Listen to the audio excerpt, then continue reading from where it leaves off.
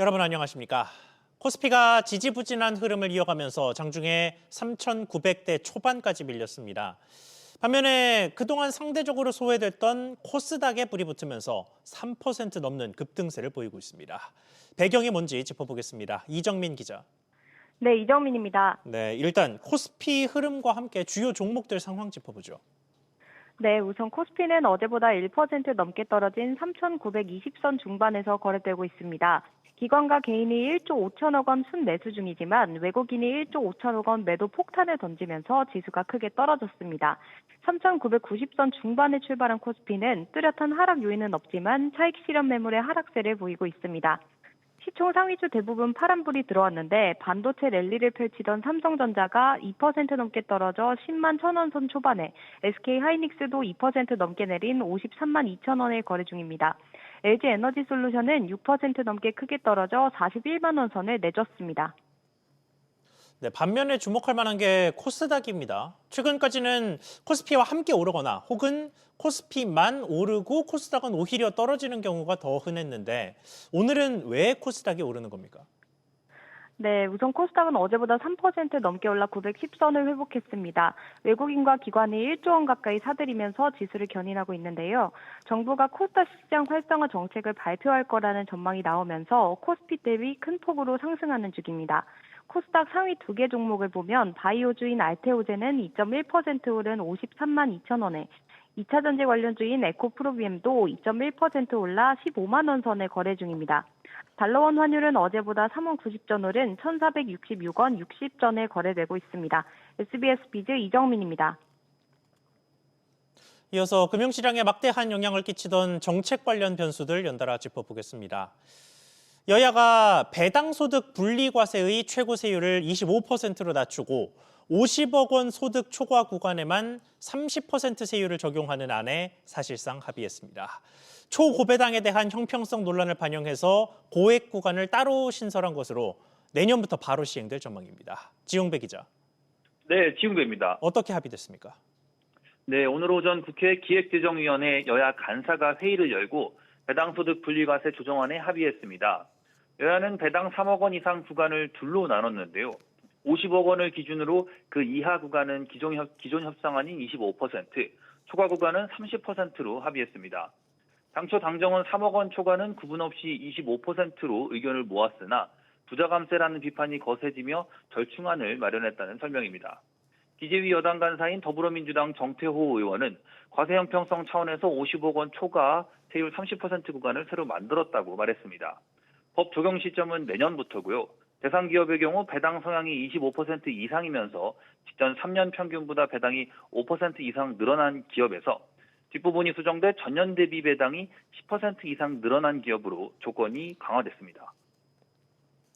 네, 또 다른 세금 관련해서 교육세, 법인세 논의는 결론이 안 났죠. 네, 기재위에선 결론을 못 내 양당 원내대표에게 전달됐는데요. 이들은 조금 전부터 논의를 이어가고 있는 것으로 전해졌습니다. 앞서 정부는 법인세율은 전 구간 1%포인트, 은행과 보험사에 걷는 교육세율은 연수익 1조 원 이상의 경우 0.5%포인트 올리기로 했는데요. 법인세율은 하위 구간 인상은 제외하고 교육세 역시 회사 규모에 따라 차등 적용이 필요하다며 야당이 반대하고 있는 상황입니다. 이 같은 내용의 세제 개편안은 오는 30일 전까지 상임위 심사가 이뤄지지 않으면 본회의에는 정부안이 자동으로 올라가게 됩니다. SBS 비즈 지웅배입니다. 배당소득세 문제와 함께 또 주목받고 있는 정책적 이슈는 3차 상법 개정안입니다. 기업이 자사주를 의무 소각하도록 하는 방안이죠. 이런 상황에서 LG그룹이 올해 들어 5천억 원 규모의 자사주 소각을 이미 완료했고 내년에도 연이어 대규모 자사주 소각에 나서겠다는 계획을 내놨습니다. 조슬기 기자. 네, 조슬기입니다. 네, LG그룹의 주주 환원 계획인 건데 어느 정도 수준이었습니까? 네, 지주회사인 주식회사 LG와 LG전자 등 LG그룹 8개 상장사가 오늘 기업가치 재고계획 이행 현황을 공시했습니다. LG그룹 주요 상장사들의 자사주 소각 규모는 올해 들어 모두 5천억 원인데요. 주식회사 LG는 보유 중인 약 5천억 원의 자사주 중 절반인 2,500억 원어치를 지난 9월에 소각했고 LG전자와 LG생활건강, LG유플러스 등도 올해 모두 2,500억 원 규모의 자사주를 연이어 소각했습니다. 주식회사 LG는 나아가 내년 상반기까지 남은 자사주 2,500억 원어치를 전량 소각할 계획이라고 밝혔습니다. LG전자도 보유 중인 잔여 자사주를 내년 주총 승인을 거쳐 모두 없애는 한편 향후 2년간 주주 환원에 2천억 원을 추가로 투입하기로 했습니다. 여당인 더불어민주당이 최근 기업이 취득한 자사주를 1년 이내에 의무적으로 소각하도록 하는 상법 개정안을 연내 처리하겠다고 밝힌 상황에서 그룹 차원에서 선제적으로 자사주 소각 방침을 밝힌 것으로 풀이됩니다. 네, 자사주 소각 말고도 그룹 차원에서 배당 정책을 강화하는 방안도 내놨죠. 그렇습니다. 주식회사 LG는 최소 배당 성향을 기존 50%에서 60%로 올렸는데 지난해 76%까지 달성했다고 밝혔습니다. 또 LG전자는 배당 금액을 재작년 1,400억 원에서 지난해 1,800억 원으로 늘렸고 올해는 중간 배당으로 900억 원을 지급했습니다. LG이노텍은 현재 당기순이익의 10% 이상을 배당하고 있는데 2027년까지 15%, 나아가 2030년까지 20%까지 끌어올린다는 계획입니다. LG U+도 주주 환원율을 최대 60% 수준까지 달성하겠다는 목표를 세웠습니다. 주식회사 LG와 LG전자 등은 이 밖에도 이사회 안에 보상위원회를 새로 만들어 임원 보수를 투명하게 결정해 주주 이익을 보호하겠다고 밝혔습니다. SBS 비즈 조슬익입니다. 정부의 각종 대책에도 달러원 환율이 잘 떨어지지 않으면서 오늘도 1,460원대 후반을 오르내리고 있습니다. 환율이 이렇게 쉽게 떨어지지 않는 이유 중에 하나로 서학개미가 지목되기도 했는데 급기야 정부가 해외 주식의 양도소득세율을 40%로 높인다는 소문이 온라인에서 퍼졌습니다. 논란이 커지자 대통령실까지 진화에 나섰습니다. 용산 대통령실 연결해 보겠습니다. 우형준 기자. 특히나 소문이 빠르게 퍼졌던 게 이게 완전히 근거 없는 소리는 아니어서 그랬죠. 뭐가 발단이 됐습니까? 네, 구윤철 경제부총리가 지난 26일 환율 관련 기자간담회에서 한 답변이 논란의 불씨가 됐습니다. 구 부총리는 해외 주식 양도소득세를 강화할 수 있냐 이런 질문에 지금은 검토하고 있지 않다면서도 여건이 되면 얼마든지 검토할 수 있다고 말하면서 온라인상에는 여러 추측글들이 돌기 시작했습니다. 최근 일부 온라인 커뮤니티와 SNS에는 이재명 대통령이 환율 고공행진 등 현 한국 경제를 외환 위기 국면이라고 규정하고 해외 주식 양도소득세율 40%로 상향, 그리고 연 1%의 해외 주식 보유세 신설 등을 시행한다라는 내용의 담화문이 받은 글 형태로 공유되면서 논란이 일고 있는 겁니다. 현재 해외 주식 투자자 중 연 250만 원을 초과하는 양도 차익을 거두는 경우 22%의 세금을 부과하고 있습니다. 허위 담화문은 현행 22%인 해외 주식 양도소득세를 40%로 대폭 상향 조정한다는 내용이어서 온라인 게시물과 댓글에는 정부를 향한 비판의 글들이 쏟아지고 있는 상황입니다. 네, 이에 대해서 대통령실에서는 구체적으로 어떤 입장을 낸 겁니까? 네, 대통령실은 어제 긴급 언론 공지를 내고 해당 담화문을 발표한 사실이 없으며 담화문의 내용은 명백한 허위라고 강력 대응을 예고했습니다. 기재부 역시 해외 주식 양도소득세 추가 과세를 검토한 적이 없다는 설명 자료를 내며 진화에 나섰는데요. 국가수사본부는 허위 정보 유포 행위에 대한 본격 조사에 나섰습니다. SBS 비즈 우영준입니다. 이렇게 헛소문까지 힘을 얻을 정도로 환율이 급등하면서 달러에 투자하는 환테크에도 돈이 몰리고 있습니다. 은행의 달러 예금이 대표적인데 현재 상황 어떤지 짚어보겠습니다. 이한나 기자. 네, 이한나입니다. 네, 최근에 달러 예금에 돈이 얼마나 몰렸습니까? 네, KB국민, 신한, 하나 등 5대 은행의 달러 예금 잔액은 지난 24일 기준 631억 8,219만 달러로 집계됐습니다. 지난달 말보다 약 45억 2,185만 달러가 늘었습니다. 5대 은행의 원화 정기예금 최고금리는 1년 만기 기준 연 2.55에서 3.1%인데요. 그런데 달러 정기예금은 금리 수준이 높은 3개월 이상 6개월 미만의 경우 연 3.23에서 3.41% 금리를 주고 있습니다. 높은 금리에다가 달러원 환율이 높을 땐 환차익까지 기대할 수 있어 투자자 유입을 키우고 있습니다. 실제로 지난달 거주자 개인 외화 예금은 전달보다 2억 4천만 달러 늘었는데 한국은행은 환차익 투자 수요가 증가한 영향도 일부 있을 수 있다고 분석했습니다.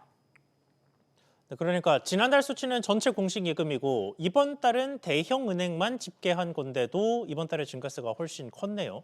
그만큼 최근에 인기가 급상승했다는 건데 달러 예금 말고 보험도 인기라면서요? 네, 그렇습니다. 5대 은행에 따르면 올해 달러보험 상품 누적 판매액은 지난 21일 기준 1조 5,526억 원에 달했습니다. 지난해 전체 판매액 약 9,641억 원을 이미 넘어섰습니다.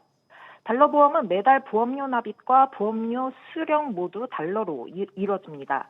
다만 최근 달러 예금과 달러 보험으로 자금이 빠르게 몰리면서 우려가 나오는데요. 달러 예금의 경우 달러가 은행에 묶인 채 외환 시장이 풀리지 않아 고환율 지지에 영향을 끼친다는 지적이 나오고요. 달러 보험은 환율 변동폭이 커져도 중도 해지 외엔 대응이 어려워 가입 시 신중하게 접근해야 합니다. SBS 비즈 이한나입니다. 다음 소식입니다. 정부가 여전히 열풍이 가라앉지 않고 있는 비만 치료제들을 유해 우려 품목으로 지정했습니다. 멀쩡한 치료제를 왜 유해하다고 하나 했더니 해외에서 직구로 들여오는 것을 차단하기 위한 대책이었습니다. 문제는 똑같은 약의 가격이 옆 나라 일본보다 우리나라가 훨씬 비싸다는 겁니다. 신채연 기자. 네, 신채원입니다. 네, 위고비와 마운자로 이야기인데 지금 국내 반입이 안 되는 상태죠. 네, 그렇습니다. 식품의약품안전처는 최근 위고비와 마운자로를 유해 우려가 있는 품목으로 분류한 데 이어 오남용 우려 의약품으로 지정하는 방안도 추진하고 있습니다.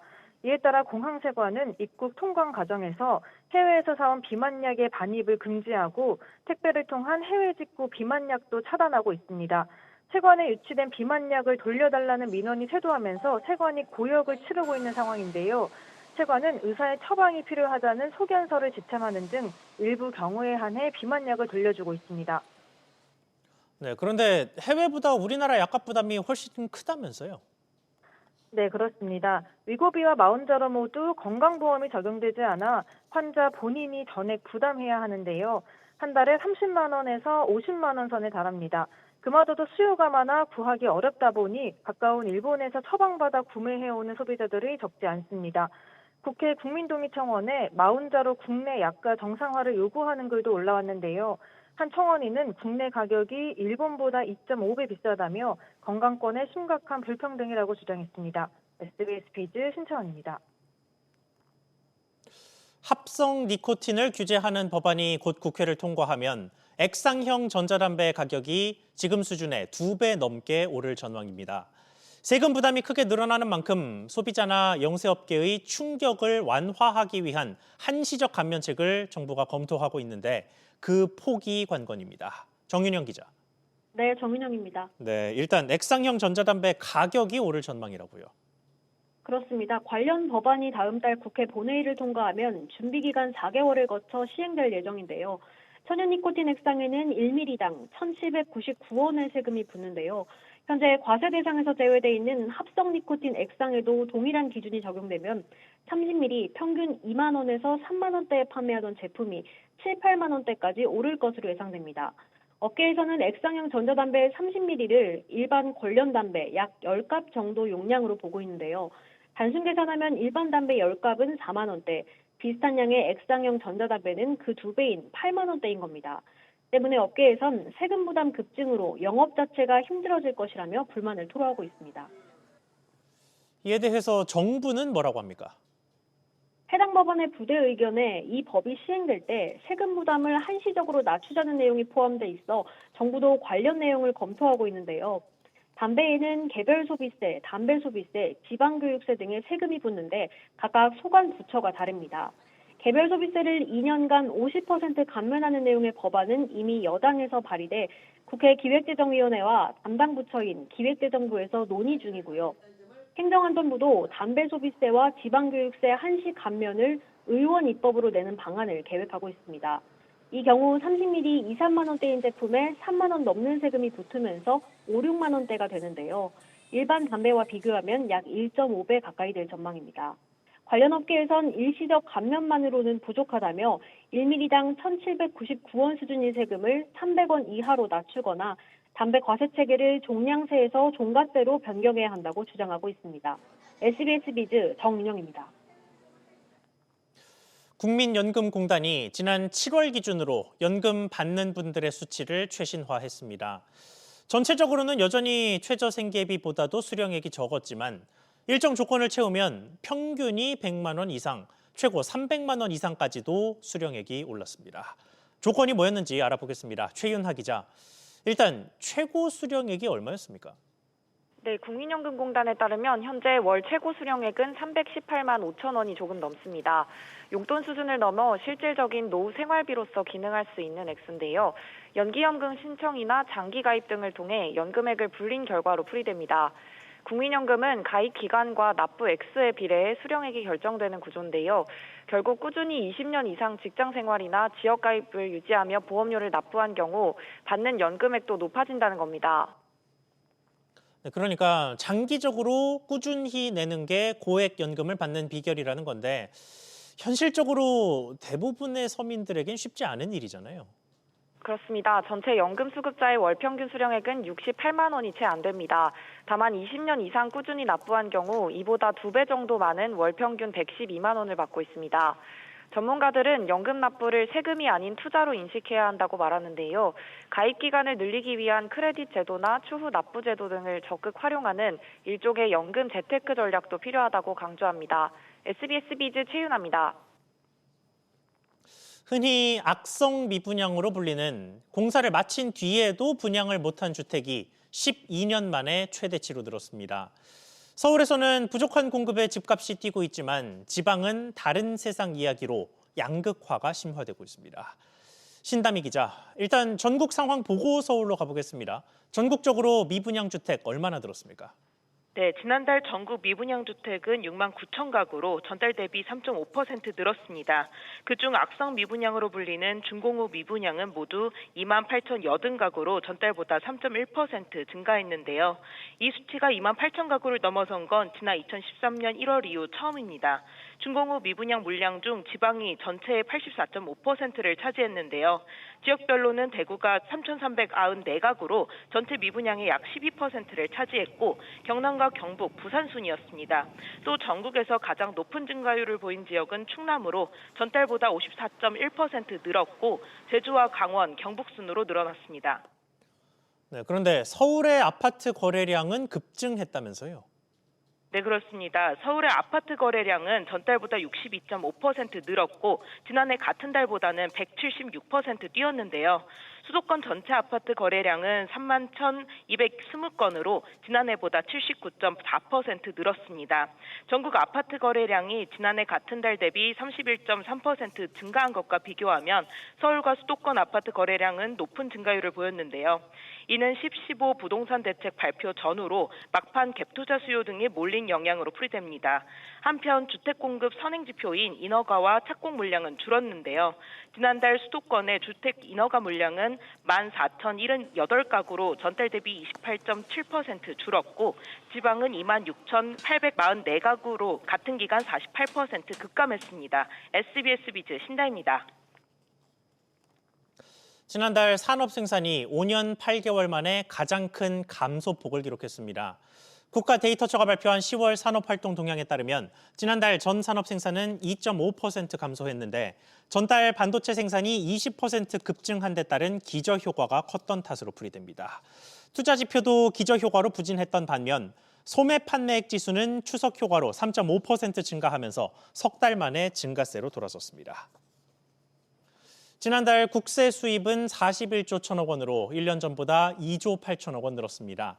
기획재정부에 따르면 특히 부가가치세 수입이 7천억 원 늘었는데 민생회복 소비 쿠폰과 고환율 영향으로 작년보다 많이 거쳤습니다. 올해 들어 10월까지 세수는 330조 원 이상으로 집계돼 지난해보다 37조 원 이상 증가했습니다.